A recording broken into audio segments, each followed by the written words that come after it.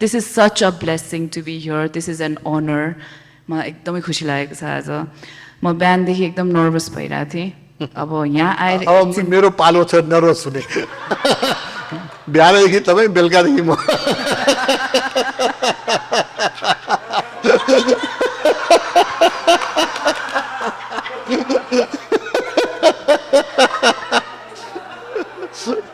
Okay, so तर एउटा कुरा नि एकछिन आरती गरेर यहाँ बस्दाखेरि पनि यति मन हल्का भयो, शान्ति भयो.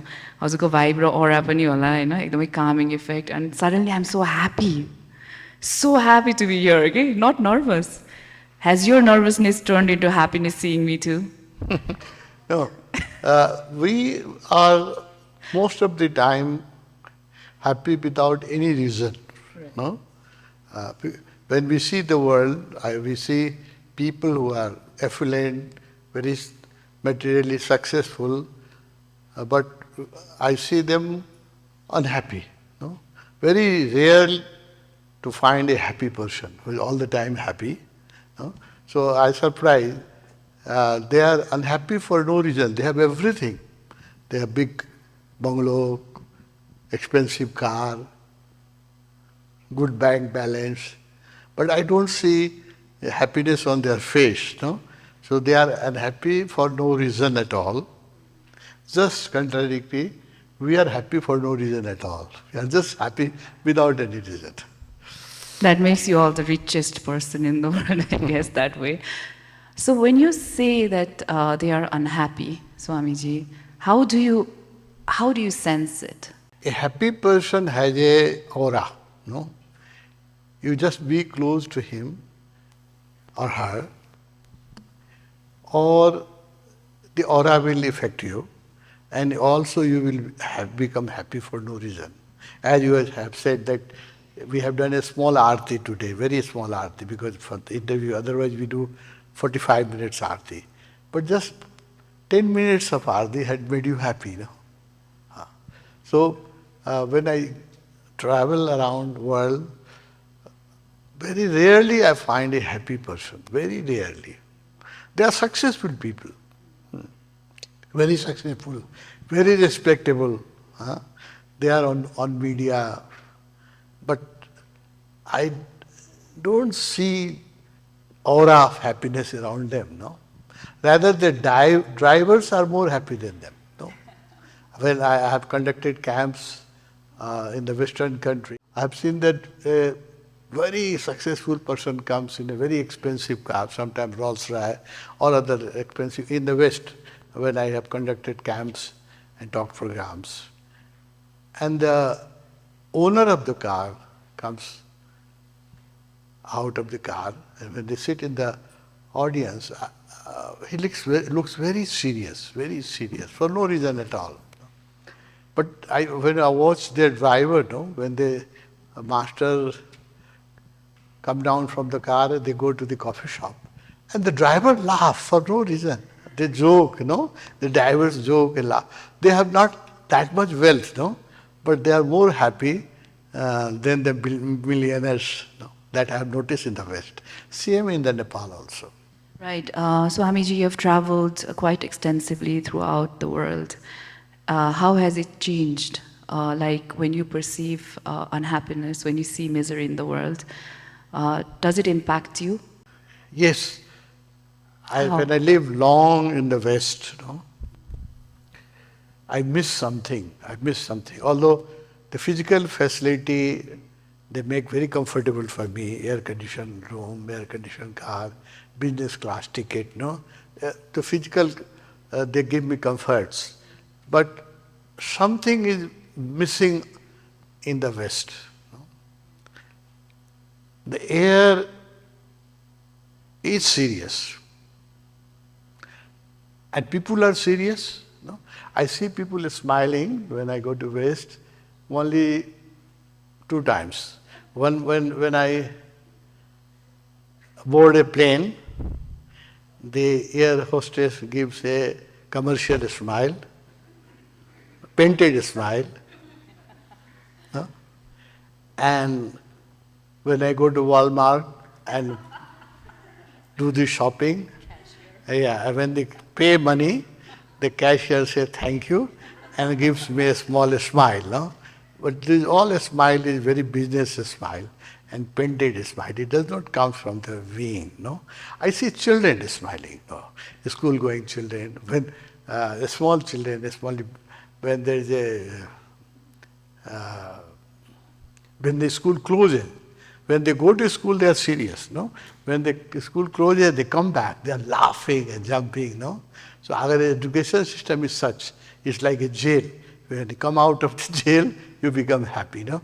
So everything has to be reformed in the West. West has become very serious, and although people are successful, but they don't have a happy life, that we have noticed. So I would also again like to go back to the question, Swamiji. For instance, when you see that misery and unhappiness, and you can feel it in the air, I'm sure the being, the guru in you, the Swami in you moves massively. What kind of emotions do you go through? Or do you think that they will also have a process of their own to evolve in their own and you just let it be? When I live long in that atmosphere, no, I start missing something which is here in Nepal in the air. No? The moment I get down at Trivandrum airport, no, I feel a great relaxation. Although our airport is dirty, and you go to bathroom, you will find things not in order. No, sometimes tap is not working. Sometimes the dryer is missing. No, so you see all the disorder, but there is something in the air. No, the spirituality. I call it spirituality. No, our culture, our religion, because our airport is just close to the Pashupatinath temple. And in between there is the ashram of Shivpuri Baba, who has lived here. So in the air, there is a fragrance of enlightenment, the fragrance of spirituality that makes me happy. When you mention enlightenment, this is, I think, one of the most used words nowadays, enlightenment. Payo, enlightenment, prapta bhayo, you know. So what in true sense does enlightenment mean? No, it's a very used word, that enlightenment, payo, but it's not that enlightened bhayo, but it's not that easy. It's not that easy, no. The people misunderstand enlightenment, and when they have some glimpses of in meditation, or sometimes when meditator meditates for 5-10 years and he gets bored, and then just for his own consolation and just to prove that to his colleagues, he claims that he is enlightened. No? But enlightenment is not that easy thing. It's what is the state of being enlightened mean? What is the? Is the state of being enlightened mean? Oh, if you just sit near an enlightened person, you will become happy for no reason. Not only you will become happy for no reason. My experience is, I have privileged to meet many enlightened people. My own guru, master, and other enlightened people I have privileged to meet. No? So when I was in their company, I also become enlightened for that period of time. You will be surprised to hear this. No? When I was with my master, when I used to sit with him, close to him, like when I'm talking to you, I used to become enlightened for half an hour, or as long as I was in company. It has happened to me when I met Dalai Lama 2-3 times, and whenever I was in his company, then near him, I was enlightened for half an hour, 45 minutes. So enlightenment, very infectious. So when you are mentioning this, what state were you in when you were near them? What was happening inside you? Can you describe it in words? Immediately when I was sitting, I had the privilege to meet enlightened people, and when I was sitting in their company, the first thing, all your question disappears from your mind. Otherwise, Otherwise, there are questions all the time in your mind. Huh? And all the problems, we have problem in life. Unenlightened people have millions of problems in life. You cannot solve them. They will always come again and again. If you solve one, the another will come. No, so then that is the sign of a non-enlightened being, that he has many questions and nobody can answer his questions or her questions. Yes, I tell you. Because if I answer your question, my answer will create 10 more questions in your mind. Though there is no end of it. No, you ask one question, I answer your question. That answer will create many questions in your mind. If I try to answer your question again, that will create. So an unenlightened mind has regular supply of question in their mind. No, their mind will be full of question. One thing. That's a sign. That's for everybody who is listening to me or listen to me through your in TV. That is the sign. A lot of people are confused. My colleagues are confused. They think they are enlightened. No, because they have meditated for 20 years. No, or they have some experience. So they are confused. They consider themselves enlightened. So I give two tests to them. No, test themselves. One thing.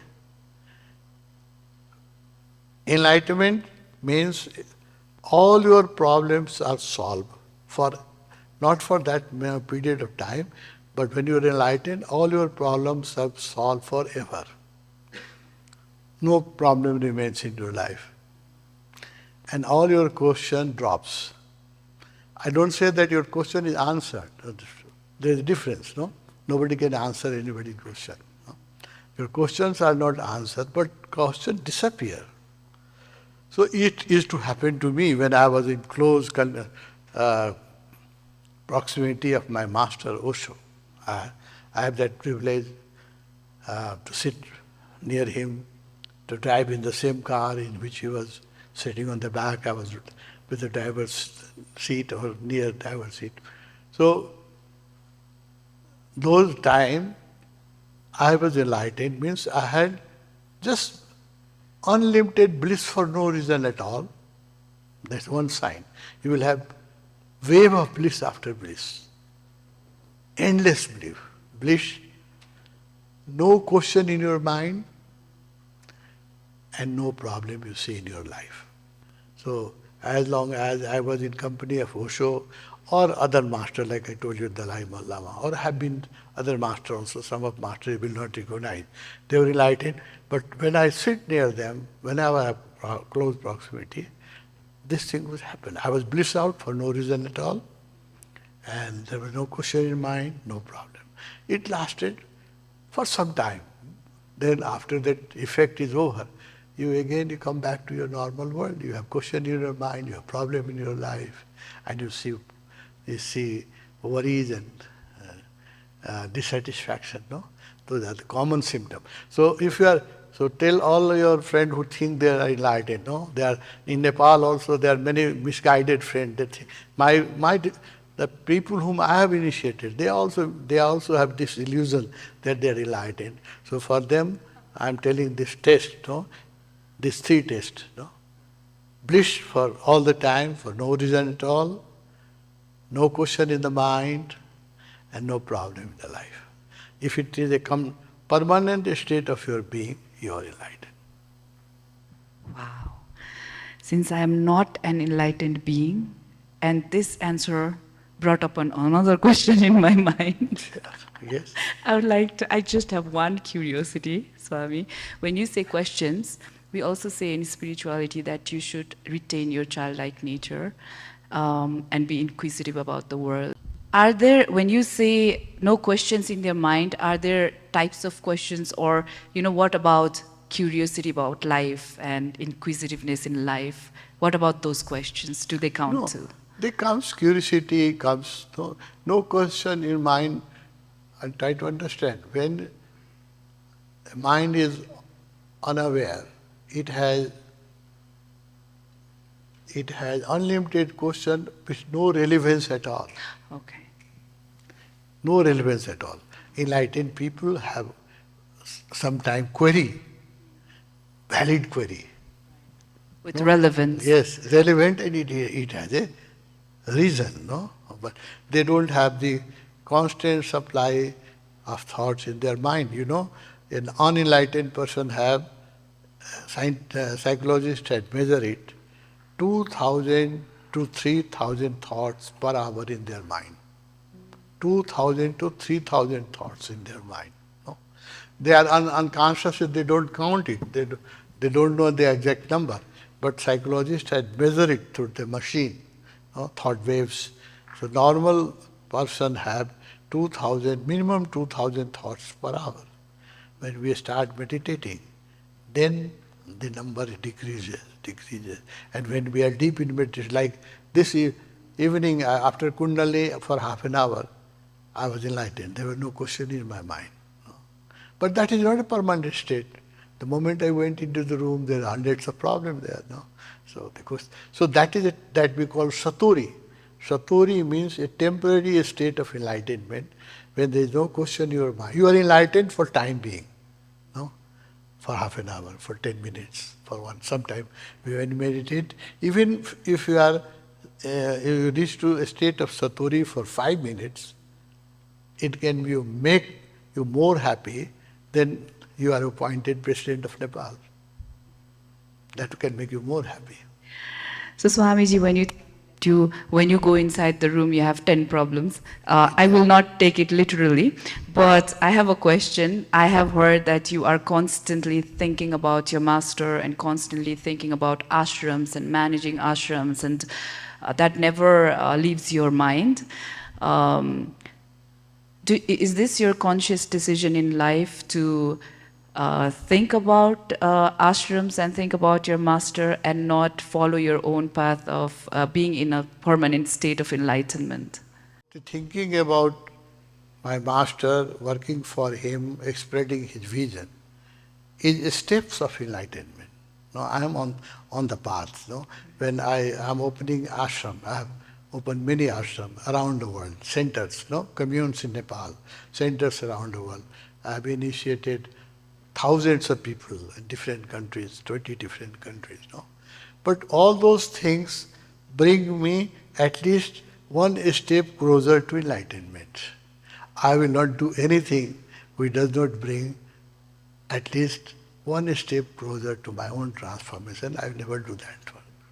Wow, that's such an honest answer. Thank you. Of course, I'm taking it all in with extreme gratitude because I don't know what I've done in life to be sitting here and receiving knowledge like this. The first book that you have written was The Love Story, if I'm not mistaken. In Wonder with Osho. It's a romance with my master. Yeah. The book is here, no? In Wonder with Osho. I call it Book of Love because when I met him, I fell in love with him, and every moment I have spent with him, it was a moment of great excitement and love. Okay, so you have written that the book you hold in your hands is a love story that has no beginning but no end. That has a beginning but no end, sorry. Oh, yes. So, how did this love story come into happening? Why such amount of love and devotion towards that one person? How did this happen? Love is uncaused, no? Even if you fell in love with somebody, no?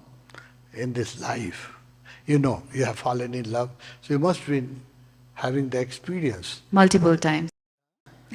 Many times. Love gives a great satisfaction. Nothing can give you that contentment which love gives. No? Love gives a contentment and satisfaction and happiness. But the problem is that when two unconscious people fall in love, they have great expectation from each other. And in this world, nobody has been born who can fulfill others' expectations. Totally impossible. So all love fails. Because there is so much expectation. No? As a man, when I fall in love with a girl, I have so much expectation. No? Not even the Apsara of heaven can fulfill that expectation. And similarly, you are a woman, when you fell in love with a man, no Devata of this Swarga can fulfill all your expectation. So love always fail. Always fail, 100%. No?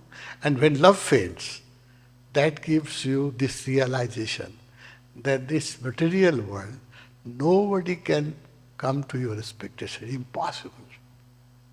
So you are desiring impossible. So, not one failure, numbers of failure. Multiple failures. Numbers of failure will make you aware. Then you will be interested in vipassana.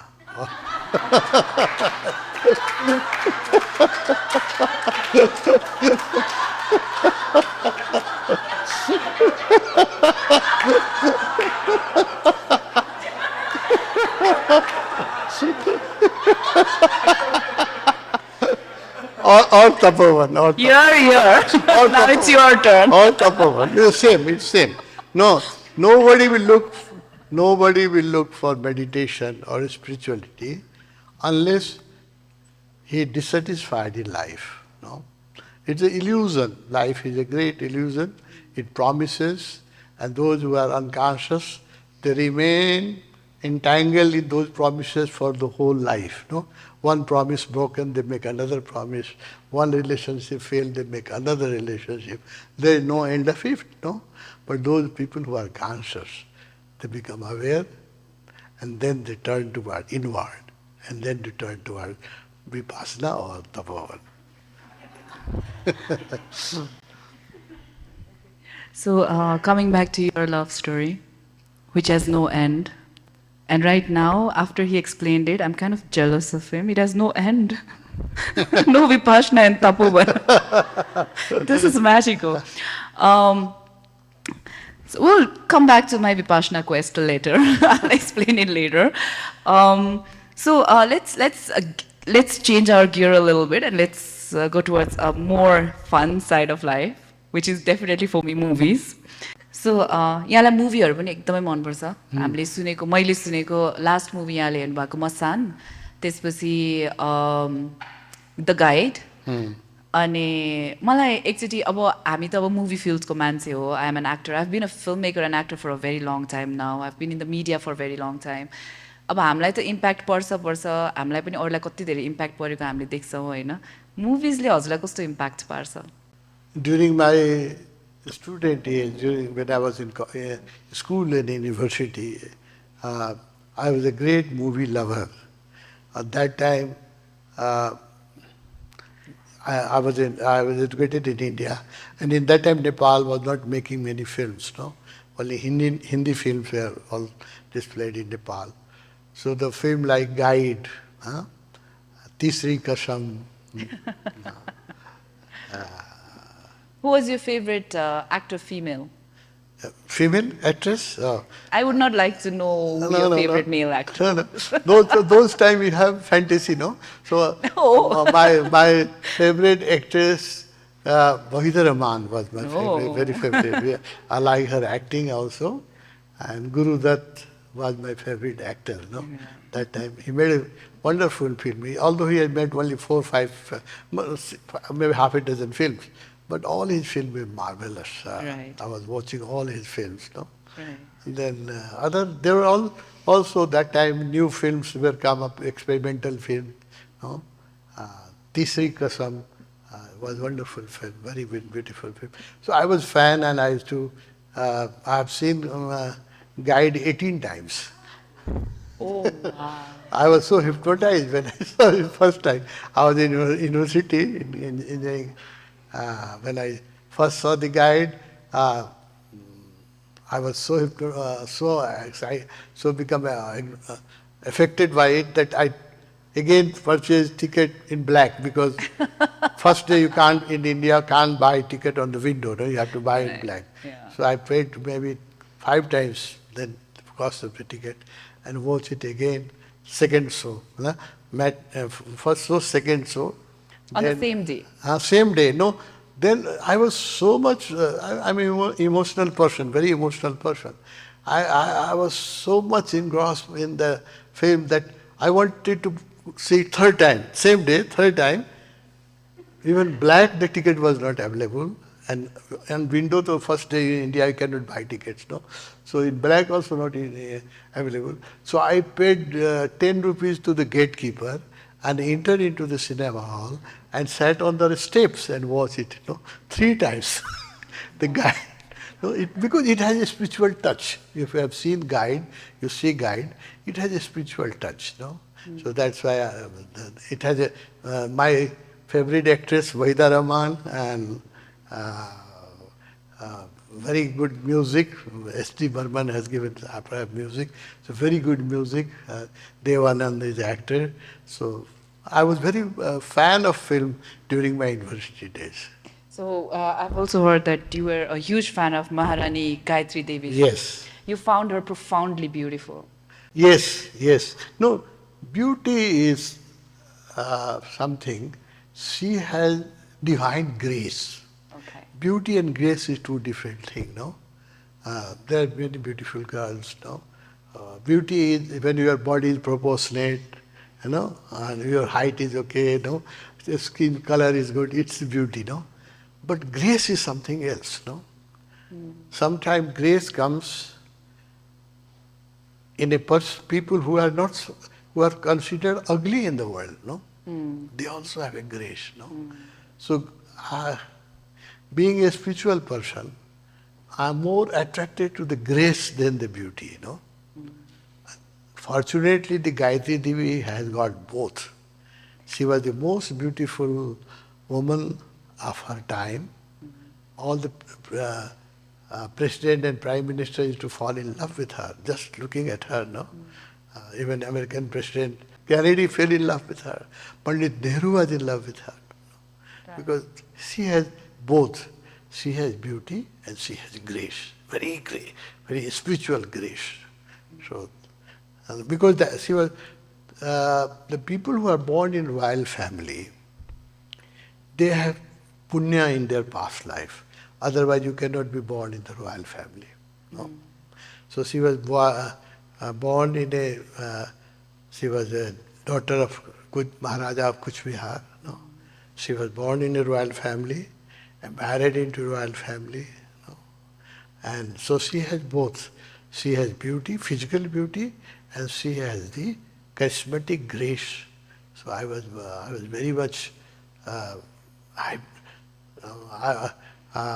This is the moment, guys. Close up. Huh? Pardon? You look so nostalgic, and you're like drenched in the beautiful moment there. Yes, it was so, yeah. So I have a question here. Do you think grace has gender? No. Grace can be. Anyone can be. Not only in people, most gender, no. Grace can be even on tree. Sometime you go and sit near a tree, like a Bodhi tree, where under the which Buddha became enlightened. If you have opportunity, I will advise you to go to Bodh Gaya and just sit under the tree. The tree has a grace. You will be fulfilled just sitting under the tree. So grace is not only in the human body. Tapoban has a grace. This meditation hall has a grace. No? If you sit here silently for half an hour, you will become happy for no reason. No? So grace descends. No? Physical beauty is genetic. If your father and mother are handsome, no, you have a physical beauty. But grace comes from the divine. So it can be in human being, it can be in tree, sometimes it happens in animal also. No? cat. Sometimes you see a cat, you feel in love with the cat or dog, a small dog, no? You feel in love with it. It has so grace is a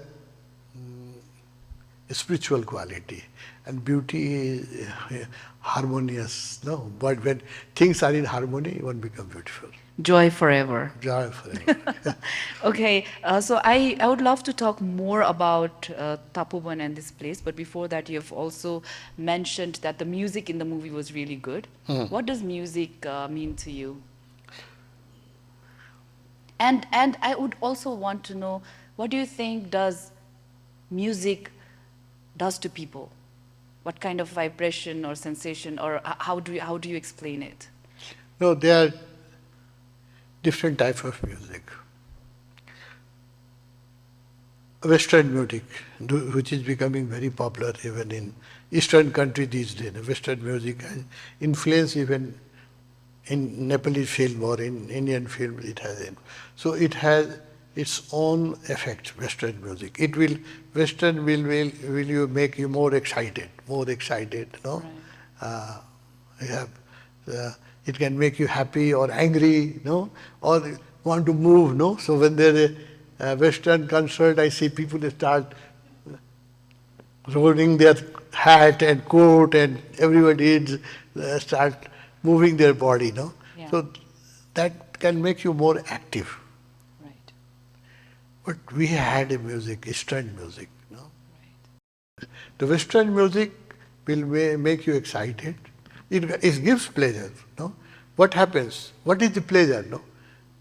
People are, most of the time, people are miserable in the world. Most of the time. Most of the people are miserable in the world.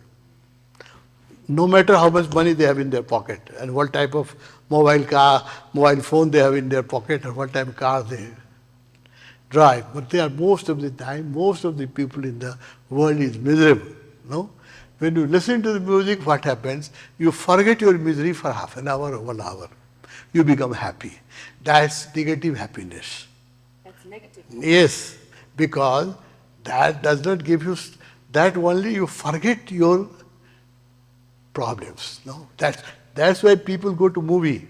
Why you go to movie? I remember my own days when I was a regular movie visitor. Why? No, there is a tension of, I was engineering student, the courses were very heavy, the tension of examination, and there's so many, when you are young, you have so many problems, you have passed that phase. No? Sadly. Yes. So, just to forget your own problem, when you go to cinema hall for 2 hours, you are entangled with others' problem, their love story, no? You forget. And you feel like you are more saner than them. Yes. They have more problems than I do. Yes, so you want to watch their problem, you try to solve their problem or entangle, and you forget your own tragedy. Yeah. So that people think happiness. No? Why people go to cinema hall? Even on internet, people watch. In world average is people are watching 5.5 hours. The 15 or 16 hours of their awakening time, 1/3 they spend on internet, which is the world average. 5.5 hours. No? Facebook, internet, chat, and so many things. TikTok. Why? Just because I also, when I become very worried or tired, what I do, I open the internet and see the news, Nepali news. And Nepali news, that's and really sad. There's endless problem in Nepal, no? Endless problem. And political parties, and then I forget my own problem. I start thinking about their problem. Their political parties are breaking, and they are for vote of no confidence, and they are facing. So I forget my Tapoban problem. So these are the internet and films are escape. From your own problem. Yes, it is. Yes, it is not first class entertainment. It is a escape from your own problem. Right. That's you go to movie or you play card or you watch internet, no? Just to, or people just go to see the cricket, no? 22 people playing, 11 people on side, no? 22 people. At one time there were only 2 batsmen and 1 bowler, no? So people watch, and in TV tournament is for 5 days, no? People watch on the field, then on some people who can't go to the field, they watch on the TV for 5 days. When we were students, we were also watching, no? India playing with Pakistan or England playing with Australia, no? No concern. What we were watching, no? Why? Just to forget our own examination problems. So people watch TV or go to cricket, they are just to escape from their own problems. This is a third class entertainment.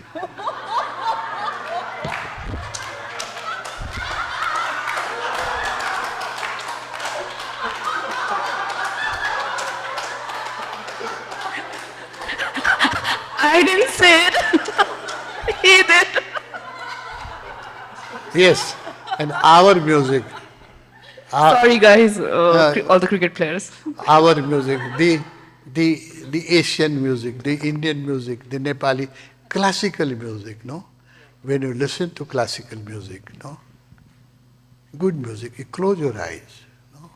You don't feel like no?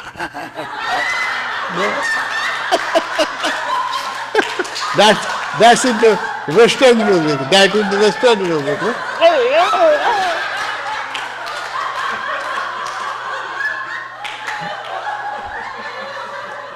But when you listen to the classical music, no, our classical music, no, you will close your eyes. You will move inward, no. It will make you silent. You don't feel like moving, no. And when you move in the same rhythm. In the rhythm, the musician is singing like this, no. No? So this entertainment is very fulfilling. Our music is Nepali music, the classical Nepali music or Indian music, no? The Shastriya Sangeet, what we call Shastriya Sangeet, no? That's very fulfilling. But for that, a very patient mind is needed. Because in classical music, sometimes it lasts for half an hour, sometimes 45 minutes, and you have to be very patient and you have to listen. Now people are become so impatient, no? So impatient, and their mind is so disturbed that slowly the Nepali film, Indian film also losing the track. They are copying the Western music, no? Western music is thrilling, exciting, no? But it does not give food for your soul. Our own music was food for our soul. This Western music is fuel for your body.